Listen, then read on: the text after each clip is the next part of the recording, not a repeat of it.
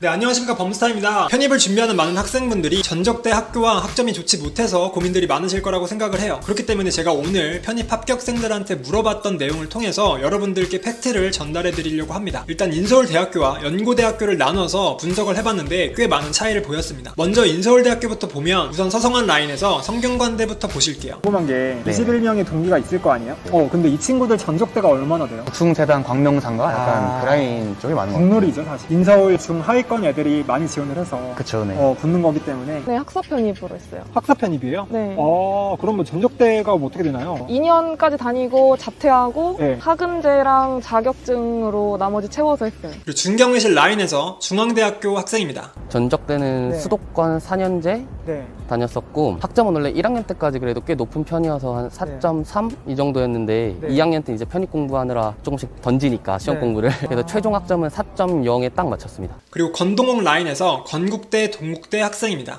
전적대가 어딘 거예요? 중부대학교에서 뷰티케어학과를 전공했었습니다. 뷰티케어학과를 전공했을 당시에는 네네. 3.1을 나왔고 학점은행제로 건국대 경영으로 온 거구나. 네. 원래 전적대가 혹시 어디였어요? 천안권에 있는 네. 4년제 학교 경영학과 나왔습니다. 더 자퇴를 하고 학은제로 지원했습니다. 1학년 때 진짜 2점대 초반 나오고 2학년 때는 그나마 좀 열심히 해서 3점대 후반 나와가지고 대략적으로 3 왔다 갔다 하는 그런 성적이었고. 그리고 국숭세단에서 국민대 학생입니다. 전적대 학교가 그래서 어떻게 되는 건지 궁금하거든요. 네. 고등학교를 1학기 다니고 자퇴해서 검정고시로 졸업을 했습니다. 학교는 지나간 적 없고 학점은행제로 편입을 했습니다. 일단 일반 편입으로 학교를 들어간 경우에는 당연하게도 대학교를 다니면서 지원을 하는 거기 때문에 합격생들의 전적대 학교가 좋은 편이었어요. 당연히 잘하는 사람들이 좋은 학교에 갔겠죠. 반면에 학사 편입으로 지원한 학생들의 특징은 뭐냐면 대부분의 학생들이 학점은행제로 학사를 취득했다. 근데 그 전에 대학이 전문대, 지방대, 수도권 대학들이 대부분이었어요. 추가적으로 학점조차 좋지 않은 친구들이었죠. 보시는 것처럼 전적대 학교와 학점이 정말 다양하게 포진되어 있습니다. 한마디로 편입에서는 전적대 학교와 학점이 중요한 요소는 아니라는 거예요. 그러면 제일 중요한 게 뭘까요? 인서울대학교는 대부분이 편입 영어나 편입 수학을 통해서 모집을 합니다. 결론적으로 합격한 학생들은 편입 영어나 수학을 잘 봤기 때문에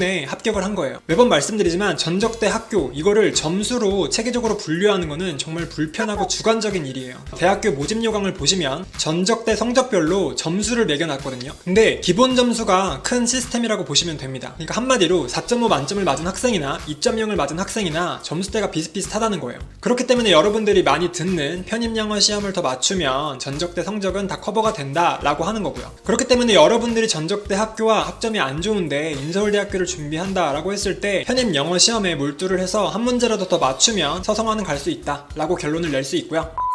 반면에 연고대입니다. 인서울대학교랑은 조금 차이를 보이는데요. 동기들을 봤을 때 좀 어때요, 스펙트럼이? 일단 저랑 같은 과에 들어온 동생 하나 있어요. 친구도 저랑 심지어 똑같은 세종대. 세종대? 네, 스펙트럼은 되게 다양해요. 근데 한양대 에리카도 있었고 중앙대, 서울시립대.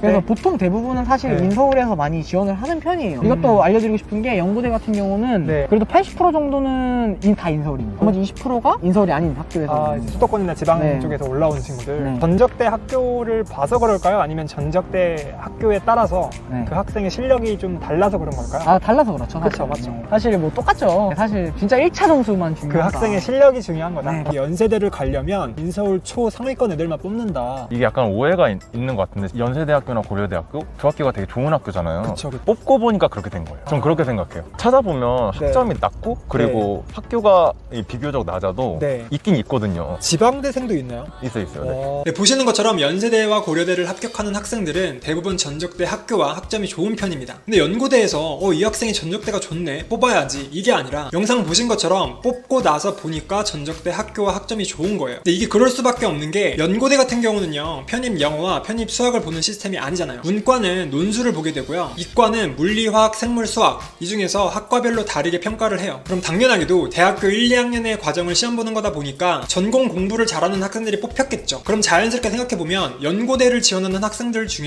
누가 전공 공부를 잘하는데 라고 했을 때 인서울대학교 학생들이겠죠. 그 중에서도 전공 공부를 잘하는 학생들이겠고요. 전공을 잘하니까 학점이 높을 수밖에 없습니다. 그리고 추가적으로 연고대는 콧대가 좀 높은 편이에요. 실제로 연고대 학사 편입을 보면은 알 수 있는데요, 모집 인원보다 인원이 적게 지원을 했어도 다 뽑지 않습니다. 쉽게 말해서 10명을 모집하는데 5명이 지원을 했어요. 그럼 5명을 다 뽑느냐? 이게 아니라는 거예요. 이 5명의 학생들에게도요, 정확한 검증을 하게 되고요, 검증을 통과하지 못한 일정 기준치 이상을 통과하지 못한 학생들은 아예 뽑지를 안 씁니다. 그래서 연고대 편입학 같은 경우에는요, 전적대 학교와 학점에 대해서 영향을 좀 받는다 라고 알고 계시면 좋을 것 같습니다. 네, 이렇게 해서 편입에서 전적대 학교와 학점이 미치는 영향에 대해서 알아봤는데요. 여러분들이 해당 영상을 통해서 자기 객관적인 분석을 통해서 어떤 식으로 지원 전략을 세워야 될지 한번 생각해 보시길 바랄게요.